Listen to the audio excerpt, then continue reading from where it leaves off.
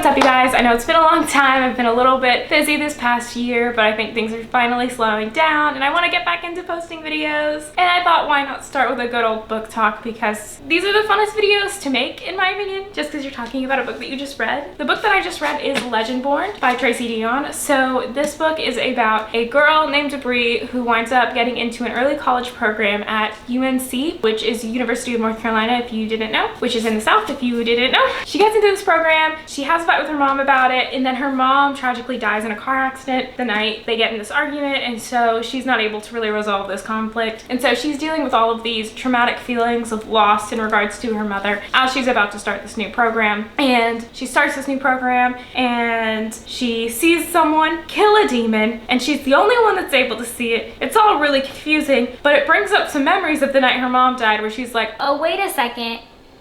I remember seeing something similar. And so she wants to try to investigate to figure out what's going on here so she can figure out if it connects to her mom in any way and her mom's death, because if someone kills her mom, there's gonna be hell to pay. But anyways, that is the premise of this book. Overall, I would give this a 4.5 out of 5 stars. I really loved it. There is one like minor issue that I had, but I'm gonna get into that when I'm talking about the spoilers of this book, just because the one minor issue that I had, I feel like is a minor spoiler, so I don't want to spoil anyone accidentally. So for the most part, I really love this book. I love the characters. I absolutely love Bree. She's written in a way that's very well written, that I'm able to really relate to her, but also see from her perspective a lot. So a little bit about me: I am a white girl from the South. Bree is a black girl from the South. The experience of a white girl in the South and a black girl in the South is a little bit different. I feel like that doesn't need to be stated, but I'm stating it. So I really liked getting her perspective on a lot of these different issues that you kind of run into in the South. If you go to Ole Miss, for instance, which is a college in Mississippi, in their town square they have a Confederate statue.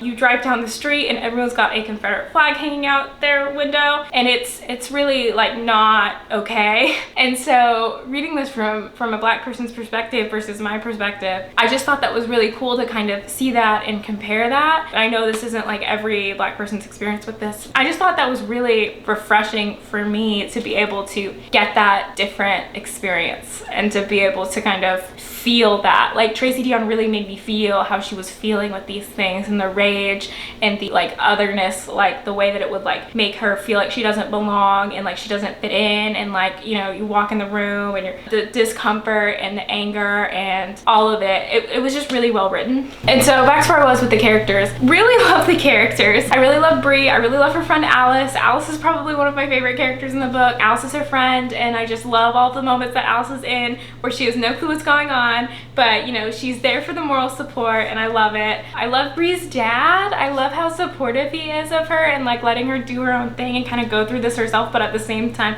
trying to really be there for her and protect her. Nick and Sel, oh my goodness, the love triangle. I missed a good love triangle. This is the perfect love triangle for me. I hardcore am a Sel shipper. I'm a Brel, a Suri. I like Suri. I'm a hardcore Suri shipper. Yeah, I love the love interest. I love how Sel is introduced. Like the moment he's introduced, I'm like, he's the love interest. And then a few chapters later we get Nick and I'm like, no, Sel's the love interest. Anyways, absolutely love that. And it really brought me back to, you know, the good old like Cassie Clare feels, Twilight feels of like the love triangle, and me really rooting for this one person. The pacing is really fast. It's gonna keep you on the edge of your seat the entire time. There are lots of twists and lots of turns, and you're not going to expect a lot of them. If you want to check this book out, go for it. 4.5 out of 5 stars. I'm gonna get into some spoils now, so if you haven't read the book, leave, or else I'm gonna spoil you. So 3, 2, 1. So spoils wise, the story kicks off with Bree being at a party, scaring me a little bit with the whole like, is she gonna jump off a cliff with no one there? But luckily, you know, Sel kind of stops her, and we get him, and he's like this big, dark, and like mysterious guy just kind of lurking in the trees alone, and I'm like, I'm attracted. Like in real life I wouldn't be. I'd be fucking terrified because I watch too much Criminal Minds, but in a book I'm attracted. So we go to the party. Bree gets in trouble for that with the dean, and she has a really uncomfortable car ride with a police officer, and it was really uncomfortable. the entire time. The comments he made were really uncomfortable. Did I mention it was uncomfortable? Did I mention that like it was uncomfortable? Like I was scared for what was gonna happen. I was genuinely scared. I was like, I'm not ready for this to get this real this quick. But luckily she got back to her dorm. That's what matters.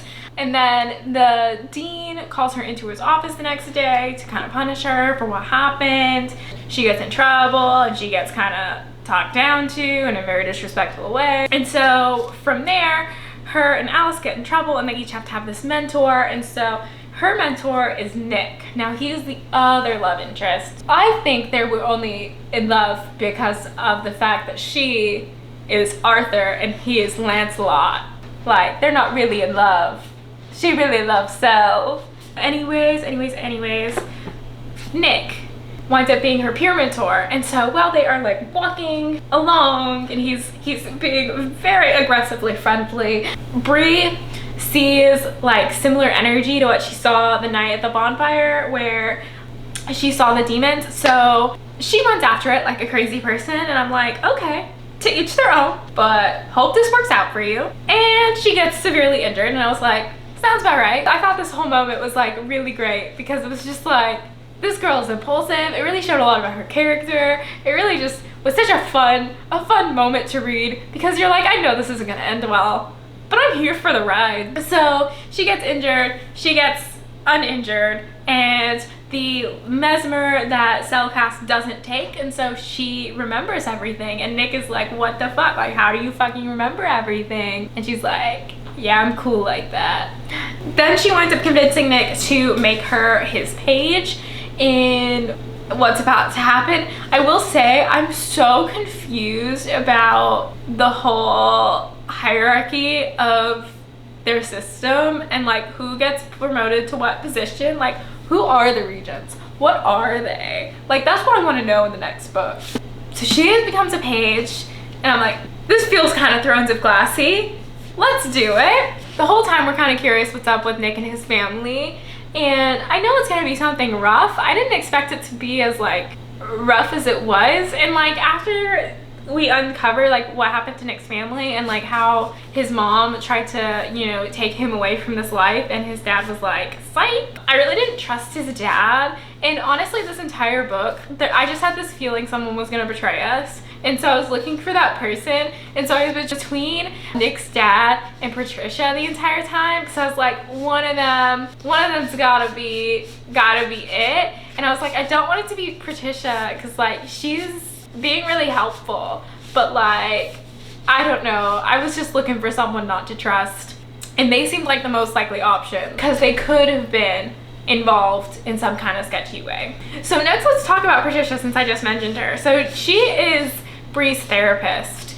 Okay, this is the one thing that I didn't like about this book that I mentioned earlier. Every single person Bree meets in this book is in some way magical. Like, the pre-existing relationship she has, not magical, right? Like her dad, Alice, and Charlotte, like those people are not magical, and those are like pre-existing relationships before the start of this book. But everyone within this book is in some way connected to this magical world. Like even like the police officer, the dean, Patricia, Nick, Sel, like everyone. Like I can't think of a character that we met in this book that was not in some way related to magical stuff. Like, I like these characters and their involvement. I just wish that we had met someone else that was not related to this magical realm, so that when we met Patricia, it didn't feel like, what? Like how is she related to this now? I don't know. I wish that we had met someone like in between them. Kind of throw us off the scent that she might be involved with something, right? But I did definitely love the comparisons between Patricia's magic and how she practiced it, and how like Mariah practiced it, and how, you know,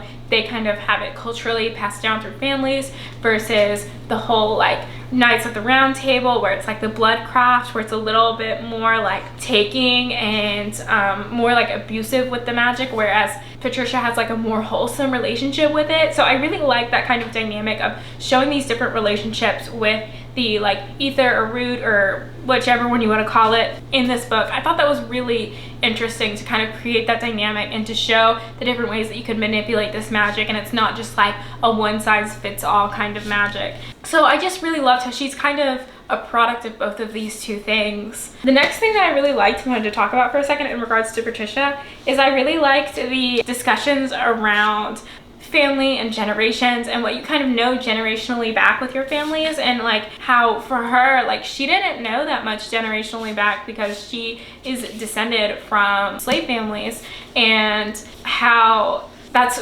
another just injustice between white and black people in this country, is that if I wanted to find the information, I probably could find the information. I know there's a family member of mine that is very into the family tree, and like I know that exists. But for many Black Americans, that is not the case. And so I thought that was really interesting how a part of this story was also kind of chasing down that family history, because that is really tied into the whole root craft of it, where that really does come from your family. So I think that covers Patricia's bit in this. So another thing that I wanted to talk about was Sal. I don't feel like I've talked about him enough. So midway through the book, we kind of stopped hanging out as much with Nick and start hanging out a little bit more with Sal. And oh my fucking God, I died. When Sal was like, how do you want me to carry you? And she was like, piggyback. And he was like in that movie. I died. Because it was such a hardcore Twilight reference and we all knew it. And I just, oh my God, I love the references in this book. Like we referenced Star Wars and Lord of the Rings and something else. And like all of the references were perfect. And that one was just fantastic. More of the reason why I love Sal. So at the end of the book, we discover that Bree is Arthur's scion. I have no clue if I'm pronouncing that correctly, so let me know if I'm mispronouncing it, because this is a new word that I discovered. But she is a descendant of Arthur. Nick, who is supposedly a descendant of Arthur, is actually not. He's a descendant of Lancelot. So he winds up getting called to be Lancelot. So he gets Lancelot's, whatever gifts Lancelot has. And Bree gets called by Arthur. And that whole moment was fantastic. I loved all of it because no one was really expecting it. We, the reader, are kind of like feeling like something's gonna happen here because things aren't adding up, and we can all kind of feel it and see it. And then, oh my goodness, it was just so fantastic. And I was just like on the edge of my seat the entire time, like what's gonna happen? And then the fact that the grandma is just sitting in the background, like chilling, I'm like, you go, grandma. Like the whole entire time where the grandma is possessing her, I am so here for it. Like she is the sassy grandma that Bree never had, that Bree always needed. And I hope that we get more possession from her in the future, because she was fun. She was fun to have, just kind of like chilling in the background, sleeping away at the most intense moments, and then kind of coming out of the woodwork and being like, what's going on here? And like, I loved it. And like the sass that the grandma had, ooh. Grandma is one of my favorite characters. I really like how in that moment we also get like the story of what happened kind of in poem, and I think that really adds to the ability to kind of like see this memory and like see it happening rather than like experiencing it and feeling it. We kind of just like are watching it unfold, and we are like heartbroken for these people. And like I cried honestly because it was just so heartbreaking. But I loved that whole moment. And then right before that, another moment that like had me like, oh shit, was the whole Evan moment where she was like, wait a second, I can't hear his feet. And then I was like, oh no, oh no, oh no. That was so unexpected to me. And so many people died in this book, and I was not expecting that either. Honestly, this book was just so heartbreaking. And now Nick has disappeared. And I'm like, but what is this gonna do for her relationship with Sal? I guess I haven't talked that much about Nick yet, and why I don't really like him as much. But the biggest thing about Nick is he was way too insta-lovey for me in this book. I just don't really care for him. Like, I don't feel like he's got that much depth to him. Like, Sal has depth. Sal has like trauma he's working through. Like, Nick, what is he working through? Homework? Boring. As I said before, Nick is missing. I am really nervous as to what that's gonna do for his relationship with Bree and how that's going to affect Bree's relationship with Sal that's forming. I didn't really like how Nick felt like kind of betrayed that she went and discovered things with Sal. Like, to some degree, I get it. Like, you wanted to be there, you wanted to help, but he helped more by not being there. So it's one of those things where like I always get annoyed when characters get jealous over nothing really happening. and they just feel like they're like entitled to be there, and it's like, no, this isn't your story, babe. Like, I know you feel like you deserve to be there, but this isn't your story. This is Bree's story. And so I am looking forward to seeing what happens with Nick going forward. I'm looking forward to see what happens with Sal going forward. I'm looking forward to seeing John Davis get his ass kicked. I'm looking forward to Bree kind of taking charge. I'm not necessarily looking forward to any kind of like political bullshit she's gonna have to deal with. That's gonna be such a headache, but it's gonna be there because it always fucking is. But I'm really looking forward to her coming into her own and her becoming a leader, or hopefully becoming a leader. So the scene where she was like accepting Nick's offer to be his squire, and Nick left and Sal left and she was in that room alone, and then Isaac takes her and John Davis has her. I'm just like so terrified the entire time, and Alice is having like her memories wiped from her. I was just like so scared. I teared up during that moment too. That was just like horror movie scary. And like I was like, why did Sal leave? But I also get why he left, because he was jealous, because they're in love, because Sal is endgame. So that was my thoughts on Legendborn by Tracy Dion. Definitely check this book out if you haven't. Hopefully if you watched this whole spoilery section, you've checked it out. If you like this video, please like, subscribe, comment, all of those things. I will see you in my next video. Bye!